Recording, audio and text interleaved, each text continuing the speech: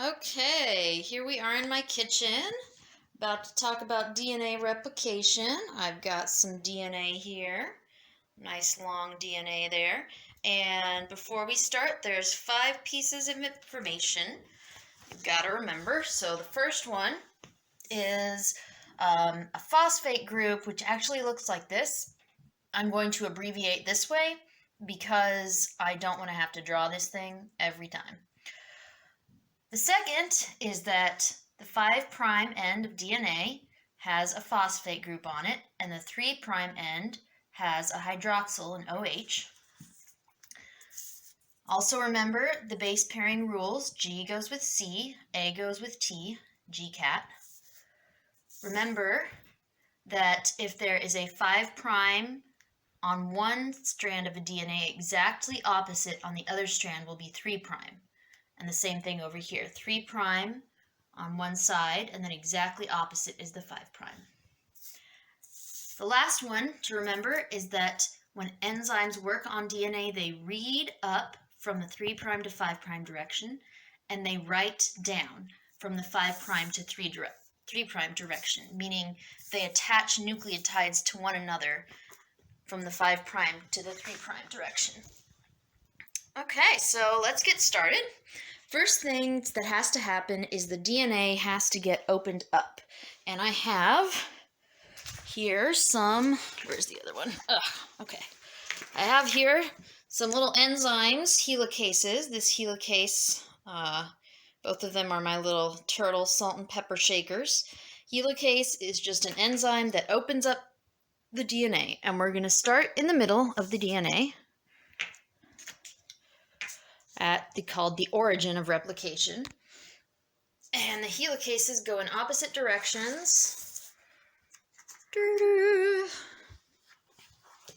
Down we go. Going down, down, down. Okay. And wherever the helicase stops, we have what's called a replication fork. And that structure is just this right here, because it looks like a fork. All right.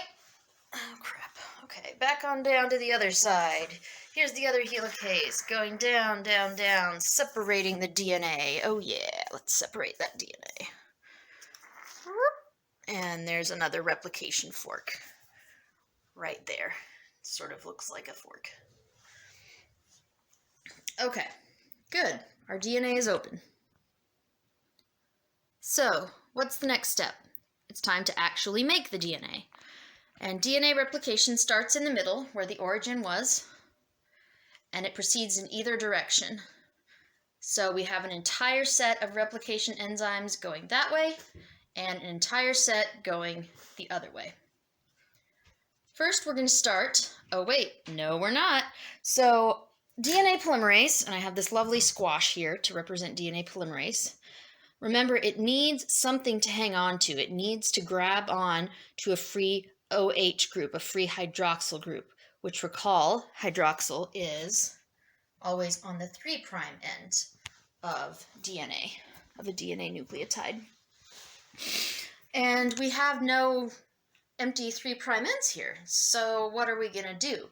Well, we need an enzyme that doesn't have to grab onto something. Fortunately, nature has provided us with both microwave popcorn and a primase. Sometimes it's called RNA primase because it works with RNA. So what it does is it takes some RNA nucleotides. Where are my nucleotides? All right, here we go. Takes RNA nucleotides and it glues them together starting at the origin. So let's see what we got here. G, so we're going to use a C opposite that. Okay, cool. Gluing that together. Then we take an A, because that goes with T. Let's glue that together. So what we're creating here is a primer. It's just a short sequence of nucleotides. Sometimes 5, 10, or 15. This one is quite long enough for us. I'm taping my nucleotides together. I want you to notice that the 3' end of one attaches to the 5' end of the other. And I'm going to overlap them like this. so that it'll fit, but just know that there's a little hydroxyl group underneath there. All right, fantastic. All taped together. We've got our primer here with a free hydroxyl group, OH minus, and 3' end for the DNA polymerase to grab onto. So let's go DNA polymerase, grabbing onto that free OH minus group. And the first thing we need is a nucleotide, what goes with a T. So let's see, okay, here's a nice T. I'm going to put that there. The DNA polymerase rolls along. What actually is happening is as the DNA polymerase goes, it's actually pulling the DNA through it. The DNA polymerase doesn't move, the DNA itself moves. But for the purposes of this demonstration, I'm just going to roll the squash right along. And what it does is it sucks in these guys on one end, these nucleotides in one end, glues them together inside of itself, and then it just keeps on rolling. Well, actually, it doesn't keep on rolling. Sorry. It keeps pulling the DNA through.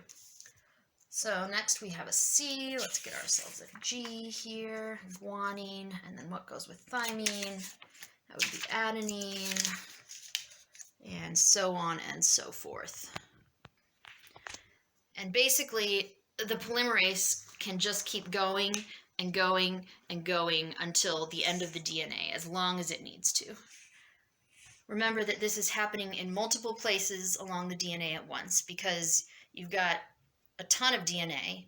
In human cells, 6 freaking feet of DNA per cell. If you only have one of these systems going at once, it's going to take forever to copy the DNA. So we got a lot of sets of enzymes doing the same thing. So I've taped some more nucleotides together. I just want to make clear that the DNA isn't ending here, even though I have drawn the 5' phosphate here. It just keeps going and going and going. So there's also a 5' phosphate over there on that end. So this is what we got so far. Got our RNA primer and our new DNA strand. All right, so, but now we've got this RNA stuck in the middle of our DNA strand. What are we going to do about that? Well, while all of this has been going on, another DNA polymerase started, in the middle, and it's been, going all the way down the DNA. So by this point, we've got some more nucleotides here. And our little, where are you? Enzyme called RNase H. The suffix ase means enzyme, and it's an enzyme that gets rid of RNA. So it just goes right along down, chug, chug, chug, gets rid of that RNA. Oh, thank you, RNase H. But now we have this blank spot. Well, not to worry. DNA polymerase can grab onto this hydroxyl group here and add some more nucleotides, and we're going to do that now. So we've got our nucleotides, our DNA polymerase is just chugging along, attaching them, So that's all well and good, but these guys need to be connected. We've got to connect the new DNA so that it can just be one nice continuous strand. Fortunately, we have an enzyme called ligase, DNA ligase. To ligate something is to put it together. And what the ligase does is it just comes along and it'll, let's start over here, and it just attaches them. There we go. One nice continuous strand. So here's our new DNA strand. Now, we've got to do the other strand, and that one works differently. All right, so overall look here. We've already made the DNA for this top strand, which I took away over there so that we would have more room. And now we're going to do the bottom strand.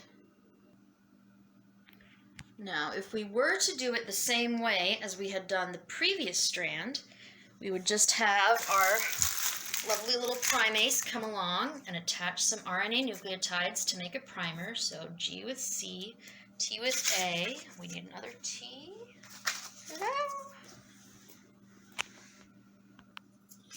Okay, so now we've got our other T, and the primase, attaches those together. Well, our DNA polymerase comes along, but there's a 5' end here on this side of this primer. And DNA polymerase can't work with that. It has to work with a 3' end. So you probably ask, well, how come it just can't go over there and roll down on that way? Well, because remember, we started in the middle, and an entire set of enzymes has been going that way, replicating. And we've got to replicate this part. We already did the top strand, but we got to do the bottom strand. So this is not going to work. We've got to make the second strand in little chunks. So let's get our primase. We're going to start right here. Since we can't start in the middle, we're going to start on this end with a T. So we got us a nice little primer here. And now there's a hydroxyl group that our beloved DNA polymerase can grab onto and start attaching some nucleotides. So C goes with G, down we go. A goes with T, you get the idea. Okay, and now we stop. This little guy, this fragment, is called an Okazaki fragment because this strand has to be made in chunks. It's made of Okazaki fragments. We got to get rid of this RNA, so we take our... So the reason that we have to make the bottom strand in chunks has to do with the anti-parallel nature of DNA. Because the top strand, which we've called the leading strand, starts with a 3' over here and ends with 5'. The bottom strand starts with 5' and ends with 3'. So when we're making a primer on the top strand, there's a hydroxyl group here, and you can just grab right on, go all the way down. Great for DNA polymerase. But this one is the opposite orientation. There's a phosphorus group here, and the DNA polymerase can't just grab right onto that and go down. So we've got to make it in chunks with different primers, and the DNA polymerase rolling along this way, instead of just going along that way.